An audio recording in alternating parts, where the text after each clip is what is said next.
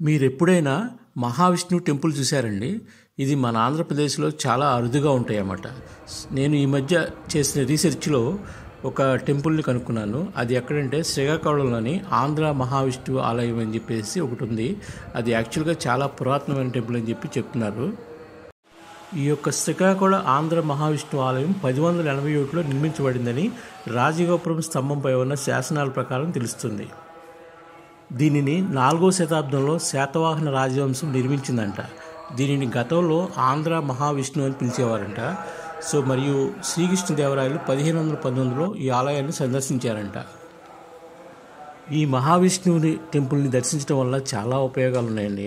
దీనివల్ల ఆధ్యాత్మిక వృద్ధి, అంతర్గత శాంతి మరియు ఒత్తిడి ఉపశమనం లభిస్తుందని బాగా నమ్ముతారంట.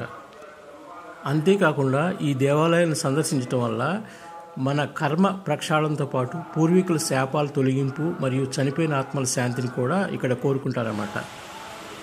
ఇక్కడ ఇంకొక ప్రత్యేకత ఏమిటంటే బ్రహ్మదేవుడు ఇక్కడ విగ్రహాన్ని ప్రతిష్ఠించి విష్ణువుని పూజించాడంట.